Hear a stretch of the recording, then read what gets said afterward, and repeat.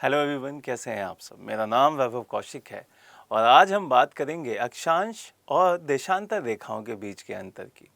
जैसा कि आप सब जानते हैं कि अक्षांश रेखाओं को अंग्रेजी में लैटिट्यूड लाइंस कहते हैं और देशांतर रेखाओं को अंग्रेजी में लॉन्गिट्यूड लाइंस कहते हैं। इन दोनों के बीच में बहुत ही ज़्यादा महत्वपूर्ण अंतर है जो कि बहुत सारे बच्चों को नहीं पता, जिसकी वजह से वह एग्ज़ाम्स में अपने क्वेश्चंस को गलत करके आते हैं।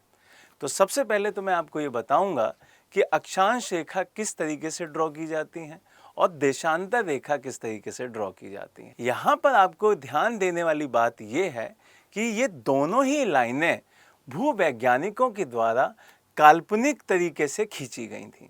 काल्पनिक तरीके से मतलब इमेजिनरी है, ये आपको पृथ्वी पर या ग्लोब पर दिखाई नहीं देंगी। पृथ्वी पे ऐसा नहीं है कि अगर हम यहाँ से गुजरें तो ये लाइन हमको टच करती हुई निकल जाए या हमको दिखें, ऐसा नहीं है। भूवैज्ञानिकों ने सिर्फ अपनी स्टडी को पूरा करने के लिए इन लाइनों को माना, इमेजिन किया। क्यों? क्योंकि ये दोनों ही लाइनों को मिलाकर जो काम किया जाता है वो होता है किसी भी ऑब्जेक्ट की सही लोकेशन पता करना। इसका मतलब अगर ये दोनों लाइनें मिला दी जाएं, मिलाकर इनकी स्टडी की जाए तो हम किसी भी वस्तु की सही स्थिति पता कर सकते हैं। आपको ये चीज़ क्लियर हो गई होगी। अब यहाँ से इन दोनों का अंतर की बात करते हैं। क्यों? क्योंकि इन दोनों को मिला के हमने पता कर लिया कि क्या काम किया जाता है, लेकिन अंतर क्या होता है? अंतर इन दोनों का सबसे इम्पोर्टेंट ये है कि जो अक्षांश रेखाएं हैं उनकी वजह से जलवायु में चेंज आते हैं। जलवायु का मतलब क्लाइमेट में चेंज आते हैं। और दूसरी चीज़, यहाँ से जो देशांतर रेखाएं हैं उनसे टाइम हम डिसाइड करते हैं, डेट डिसाइड करते हैं। ये बेसिक जानकारी आपको यहाँ से मिल गई। चलो अब इसके बारे में थोड़ा सा डेप्थ में जानते हैं और थोड़ी सी चीज़ें और बताते हैं। जो लैटिट्यूड लाइंस हैं वो आपकी किस तरीके से ड्रॉ की जाती हैं? हॉरिजॉन्टली खींची जाती हैं, हॉरिजॉन्टल रखी जाती हैं। इसका मतलब जो ये लाइन दिखाई दे रही है जिसको हम इक्वेटर कहते हैं, वो लाइन कैसे खींची गई है? इस तरीके से खींची गई है, हॉरिजॉन्टल तरीके से खींची गई है। दूसरी लाइन की तो अगर बात की जाए जिसको देशांतर कहा जाता है, लॉन्गिट्यूड कहा जाता है, वो लाइन आपकी वर्टिकल खींची जाती है, मतलब इस तरीके से ड्रॉ की जाती है। ये सारी की सारी लाइंस आपको ऐसे दिखाई दे रही होंगी। तो ये बात आपको ध्यान रखनी है कि लैटिट्यूड लाइन आपकी हॉरिजॉन्टल रहती है, लेटी हुई दिखाई देती है, और लॉन्गिट्यूड लाइन आपको खड़ी हुई दिखाई देती है, वर्टिकल दिखाई देती हैं। यहाँ से एक पॉइंट आपका क्लियर हो गया। दूसरी चीज़, यहाँ पे मेन लाइन इक्वेटर दिख रही है और वहाँ पे मेन लाइन आपको प्राइम मेरिडियन दिखाई दे रही है। ये बात आपको अच्छे से ध्यान रखनी है। इनके अलावा भी और भी इम्पोर्टेंट लाइन है जो कि आपको थोड़ी देर में पता चल जाएंगी और याद भी हो जाएंगी। यहाँ से आगे बढ़ेंगे तो अब यहाँ पर आपको दिखाई दे रहा होगा कि ये जो लाइन ऑफ लैटिट्यूड और लाइन ऑफ लॉन्गिट्यूड है वो आपको किस तरीके से दिखती हैं? इस तरीके से दिखती हैं। तो अब सबसे पहले इसी लाइन पे बात करते हैं। ये जो लैटिट्यूड लाइन है ये मेनली 5 बहुत इंपॉर्टेंट लाइंस आपके लिए ज़रूरी हैं जानना। अब वो 5 लाइनें कौन कौन सी हैं उनकी बात की जाएगी, उनको बढ़िया से समझा जाएगा। वो 5 लाइनें हैं। आपकी पहली लाइन जो दिखाई देती है उसका नाम है इक्वेटर। इसी को हम कहते हैं अक्षांश रेखाओं की जो मेन लाइन है इक्वेटर, उसको कहा जाता है हिंदी में भूमध्य रेखा। भूमध्य रेखा 0 डिग्री पे दिखाई देती है। 0 डिग्री पे जब ये लाइन खिंच जाती है तो ये हमारी पृथ्वी को 2 इक्वल भागों में बांट देती है। इक्वल भागों का मतलब ये ऊपर नॉर्थ बनाती है और नीचे साउथ बनाती है, और इसी को सर्किल अगर मान लें तो ये नॉर्थ हेमिस्फीयर हो जाता है और ये साउथ हेमिस्फीयर हो जाता है। तो 2 गोलार्धों का निर्माण करती है जो कि है उत्तरी गोलार्ध और दक्षिणी गोलार्ध, नॉर्थ हेमिस्फीयर और साउथ हेमिस्फीयर। यहाँ तक बात बहुत आसान तरीके से आपको समझ में आई होगी। इसके बाद एक लाइन दिखाई देती है ट्रॉपिक ऑफ कैंसर, जिसे कर्क रेखा कहा जाता है। कर्क रेखा आपके 23.5 डिग्री पे खींची जाती है और ये नॉर्थ में रहेगी। कहाँ पे रहेगी भाई? नॉर्थ में, जैसा कि आपको यहाँ दिखाई दे रहा होगा। इसके ऊपर एक लाइन और खींची जाती है जिसको आर्कटिक सागर के नाम पे रखा गया है, आर्कटिक सर्किल, जो कि 66.5 नॉर्थ पे रखी गई है, 66.5 डिग्री नॉर्थ पे रखी गई है।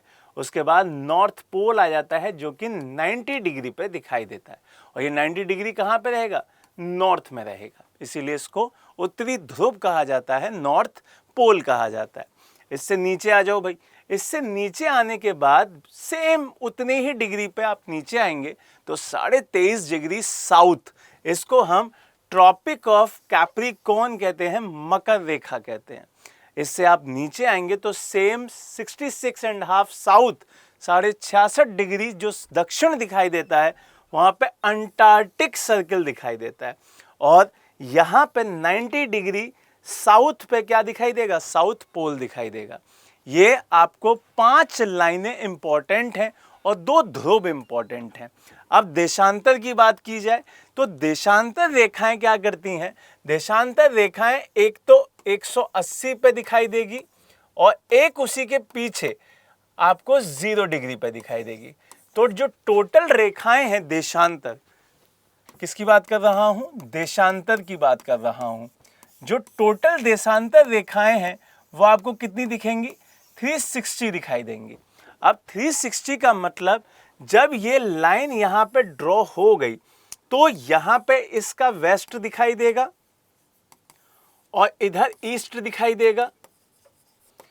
ईस्ट में 179 रहती हैं, वेस्ट में भी 179 रहती हैं। अब आप कहेंगे कि सर 179 और 179 तो आपकी 360 नहीं बनती हैं। तो बिल्कुल नहीं बनती हैं। तो मैंने अभी बताया कि एक लाइन 180 भी है और एक लाइन 0 डिग्री भी है। ये चीज़ भी आपको याद रखनी है। अब 0 डिग्री वाली जो लाइन है उसको कहा जाता है प्रधान मध्याह्न रेखा, प्रधान मध्याह्न रेखा। क्लियर? जिसका जिक्र हमने सबसे स्टार्टिंग में किया था। और जो 180 वाली लाइन है इसको IST कहा जाता है, इंटरनेशनल स्टैंडर्ड टाइम लाइन। समझ में आ रहा है? IST लाइन कहा जाता है। ये चीज आपको ध्यान रखनी है। तो ये टोटल हो जाती हैं 360।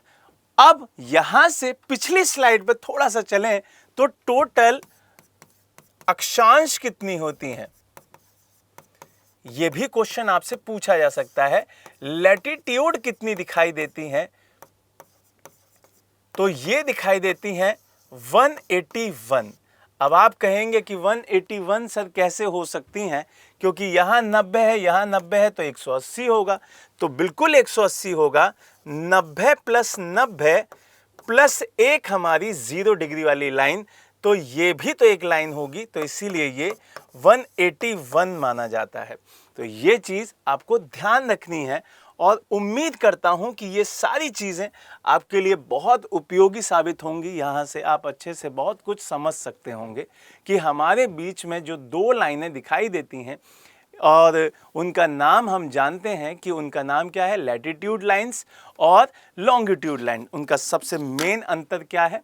उनका सबसे मेन अंतर है कि जो लैटिट्यूड लाइन होती हैं वो हमारे जलवायु क्लाइमेट के लिए ज़रूरी हैं, और जो हमारी लॉन्गिट्यूड लाइंस हैं वो हमारी डेट और हमारे टाइम के लिए ज़रूरी हैं। तो हमारे चैनल को सब्सक्राइब करें, शेयर करें। जय हिंद, जय भारत।